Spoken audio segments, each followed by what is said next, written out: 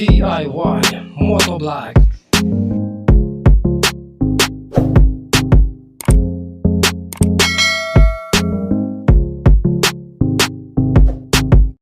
day mga kamotovlog, no? Bali, babiyahin tayo ngayon kay Lalamove, no? So, anong petsa ngayon?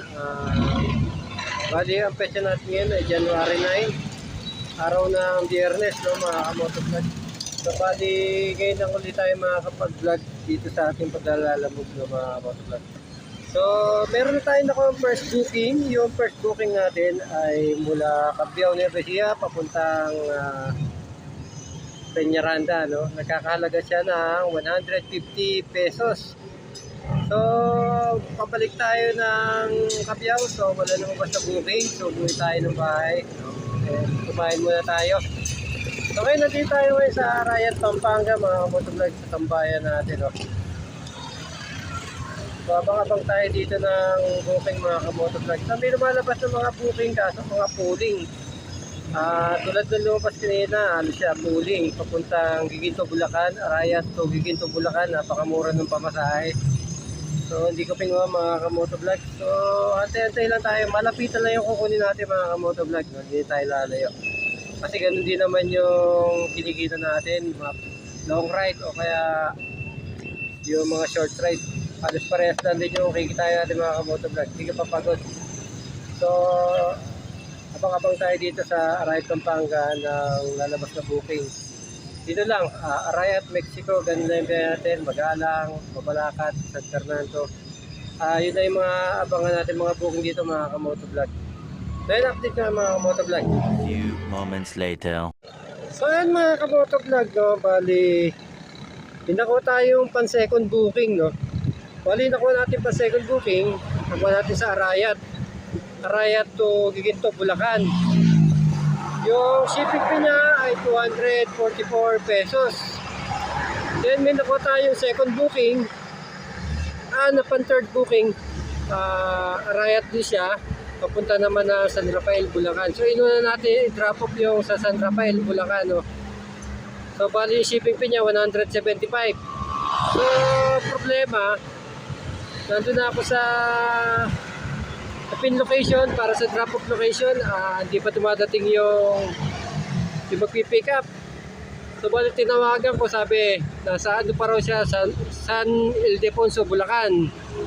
So kung pwede raw doon na lang daw mag-meet up, magdadagdag na lang daw siya ng 100. So yan, pinuntahan natin siya mga kamotovlog, no? Doon kami nakita sa Shell ng San Ildefonso, Bulacan. Bali yung pinahid sa atin halos 300 pesos na mga kamotovlog, no? Saktong 300 pesos yung binigay ni Kuya dahil nga nagpalit siya ng change location. Bali, ayun, i-drop off na natin yung yung pan third booking natin. So, i-drop off natin yung papuntang Giginto, Bulacan mga kamotovlog. So, tingin tayo kung may makuha tayo pang-apat na booking, no? Pabalik.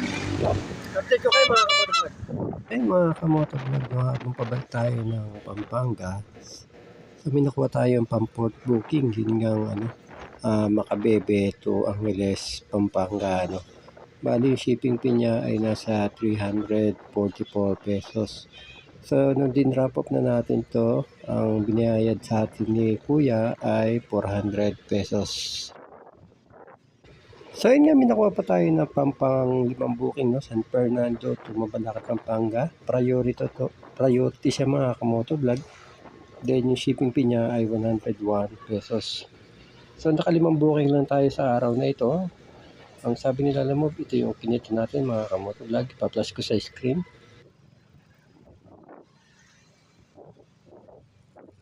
So bali, ito yung nangyari doon sa ating pagbiyahe sa limang booking natin, no? Yung first booking natin, binayad sa atin doon ay 150 pesos. Sa second booking, 300 pesos. Sa third booking, 300 pesos. Sa fourth booking, 400 pesos. Then yung sa fifth booking natin, binayaran tayo doon ng 110 pesos. So bali yung total gross natin ay nakakahalaga na Nagkakalaga siya ng 1,260 pesos. So, ileles mo yung top up na 200 pesos. Then, yung gasolina natin na 200 pesos. Bali yung pinaka net income natin ay nasa 860 pesos sa araw nito. 5 booking to mga kamotovlog. So yun mga kamotovlog, no, may bagong update ton si Lalamove, no. Dati pagka meron kang existing balance sa sa wallet mo, makakakuha ka ng booking. Kahit may 10 pesos ka, makakakuha ka pa rin ng booking. Ngayon hindi ka na makakakuha ng booking kapag hindi sasapat dun sa meron kang first booking, meron ka pang 10 pesos na balance. Ang nakuha mong first booking ay sabihin natin mga lapitan, mga 50 plus, ganun. Pagka nakuha ka ng second booking, hindi ka na makakakuha. Kailangan mag-top up ka ng 100. So ganun yung update ni Lalamove. Kailangan masapatan mo yung second booking. May anak kang wallet, no? Kailangan may laman yung wallet mo para makakuha ka ng second booking para hindi siya mag-negative. So yun, habang patagal yung application ni Lalamove, no, pasama siya ng pasama, no? Hindi na siya user friendly sa ating mga katulad ng Lalamove rider. Pinapapangit nila yung sistema nila. So hindi tatagal yan, mauubusan mo sila na rider kapag pabulok yung sistema nila, no? Puro panggugulang yung ginagawa nila sa mga rider. Saka yung rating, no, napakahirap magpataas ng rating kay Lalamove, pero kapag kinanselan ka naman o nag-cancel ka, ang bilis nila magbawas ng rating, halos maubos yung apat na bar natin na motovlog. So yan, hanggang dito na mga motovlog yung ating video, no. Dito ko tatapusin. Huwag niyo kalimutan mag-subscribe, mag-like, mag-comment. Huwag niyo kalimutan pindutin ang ating notification bell para updated kayo sa mga susunod kong i-upload na video. Hanggang sa muli mga kamotovlog. Bye-bye.